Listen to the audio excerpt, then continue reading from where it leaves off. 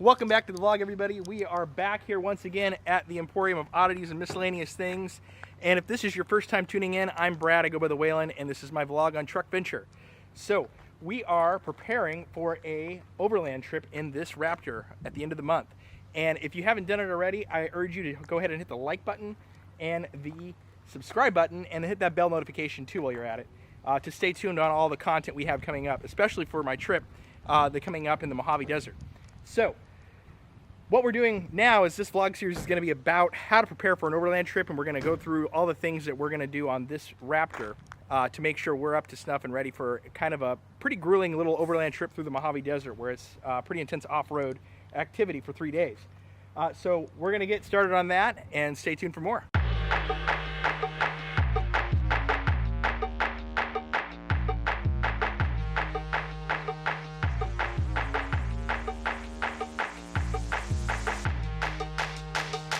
Okay, so we are in the process of getting the truck in order for Mojave, and one of those things in that list of to-dos is getting the new light bar installed in the SBC bumper. So this is the Baja Designs Onyx 6, or is it just Onyx 6? X6. Onyx 6. Yeah, Onyx. But that's the light bar I went with, highly rated light bar. We're going to stick that in the bumper. We decided to go with the amber colors on the instead of yellow, so we're putting a gel on that. And that's because I live in the Pacific Northwest. It gets foggy up here. Ambers are useful. The yellows are definitely meant more for the desert running style of off-roading, which I do a few times a year, but being in the Pacific Northwest, not as necessary. So we're going to go ahead and get this installed in the bumper and then check out the final fitment later. It should be noted that when we decided to do the Baja light bar for this build, we opted to get the version without the wiring harness because Nick absolutely loves building wiring harnesses. Isn't that right, Nick? I hate my life. You might remember these guys featured in another vlog when I, cut the frame of my truck to fit it on the bumper.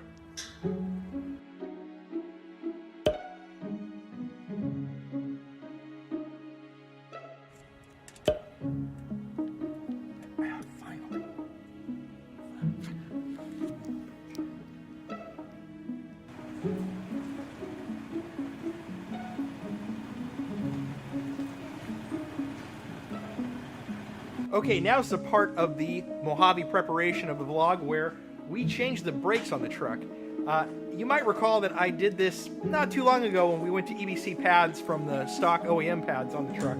Well, lo and behold, 8,000 miles later, we discovered that one of my rotors on the passenger front had a chip in it, and that ate through the pad very quickly. So we decided to do a big update again. So this time we're going to change out the rotors too, and the pads. We're going with R1 rotors as well as R1 ceramic pads.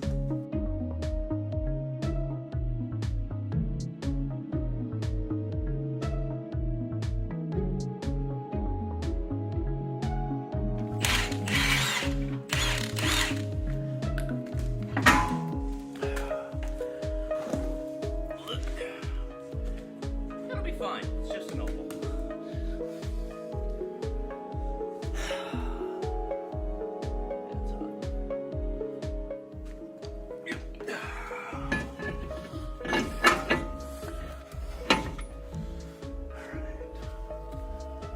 Since that's like a week old, we can go ahead and put this all back together. Come on, stay. Look how fancy this is. You got to pull the cover off and everything. Look at it. Ooh. It is now Nick feeding time. He survives on hamburgers and bad decisions. Mostly. Boom, another phase of this operation, getting the truck prepped for the Mojave. Take it in for a service. So we had a service done, basic oil change, replaced all the air filters, checked all the things, and the truck checks out. So fluid level's good.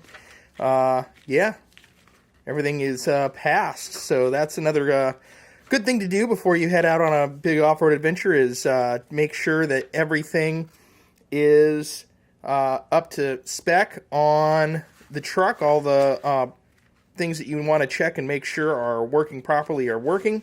And of course, I was very communicative with my service department at the dealer, letting them know that I was about to take this truck to the Mojave, and I wanted to make sure they take extra special care to look through the truck, and they did. Okay, this portion of the vlog, we are getting new tires for the Raptor. Now, my current tires have about 60% tread left on them. They're KM3s. I got them a year ago. 14,000 miles later, they're still really good tires. I don't really need to change them, but I wanted to have fresh tires for the Mojave run. Plus, I can give this old set to Nick for Pigpen, which will make him a little bit more capable out in the dirt when we go wheeling together. So it's a win-win for everybody in this situation. Plus, we are at Costco because I got a screaming deal on tires.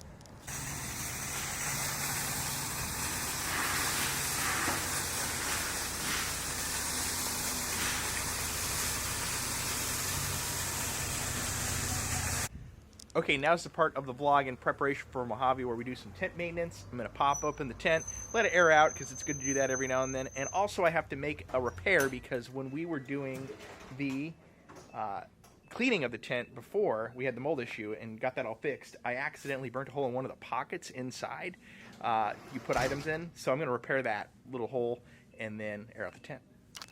Okay, and here's the lovely spot where I burned through the pocket when I was trying to dry it out. So yeah, woo, yay, okay. So I'm gonna patch that up. It'll be great. And just to show what I'm using to patch the tent here, this is just a cheap fabric patch actually that I got off Amazon for like $8. Color matched, pretty close to color match. Works pretty well. I already got one side on. I'm gonna do the back side of the pocket now. Okay, now we have a patched tent pocket. That worked pretty well actually. So got the outside layer with a adhesive patch on it, and then I did one on the inside as well. So now this pocket's color matched, back to normal. Boom.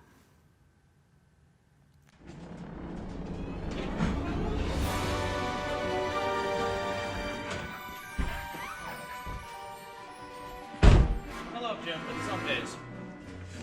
Coming in hot. You might want to let me open the bed of my truck so I don't break a thumb. I go for a running on that one.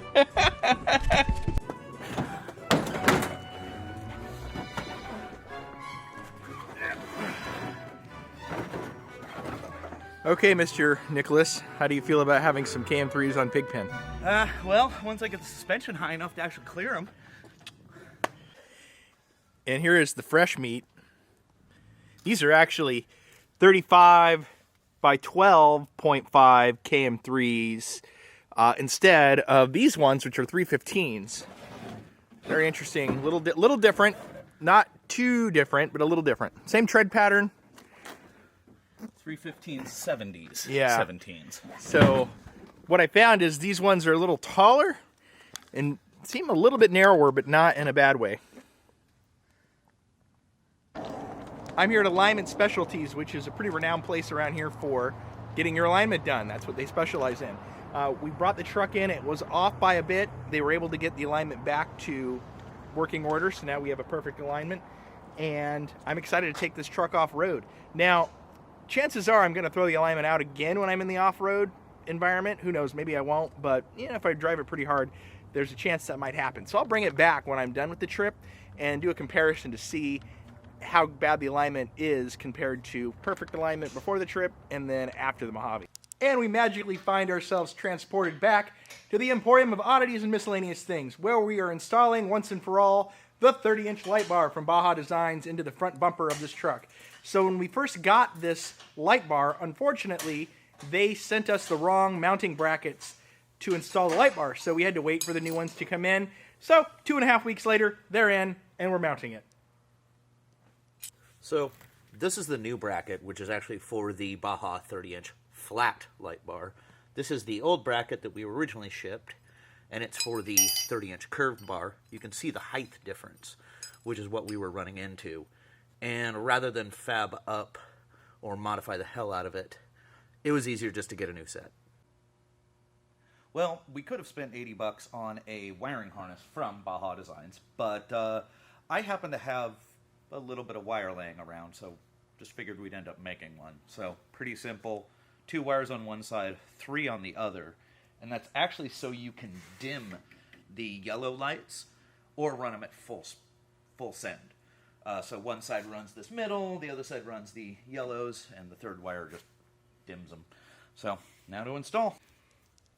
Okay, we now have the light bar installed in the truck, and you'll notice that traditionally these are sent with a yellow on either side as their amber color, which is, I think they do that because you can actually see the yellow farther in like a desert environment.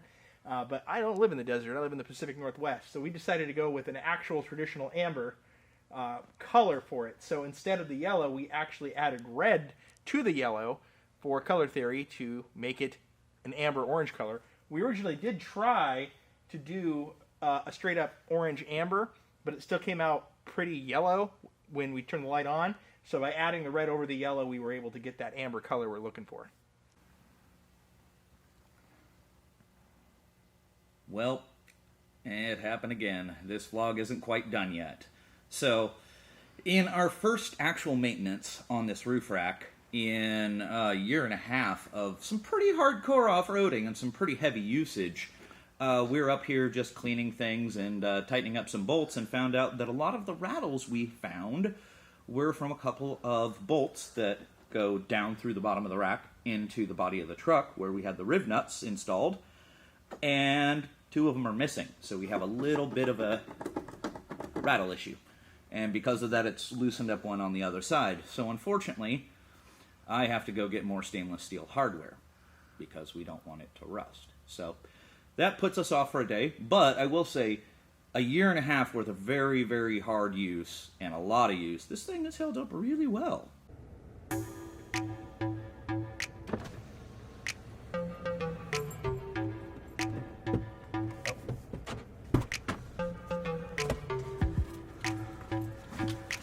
Hey, Schnookums. Cookie soul.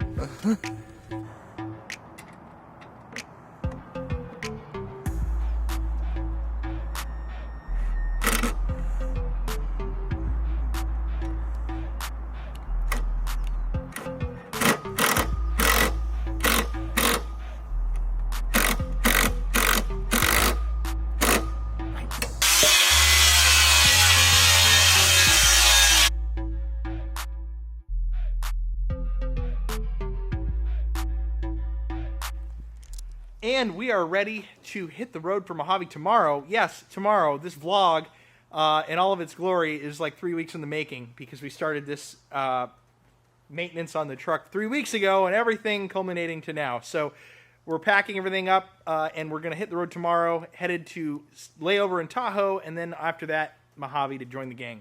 So stay tuned for that vlog. Should be a lot of fun. If you like this content, please like the video, subscribe to the channel, and thanks for watching.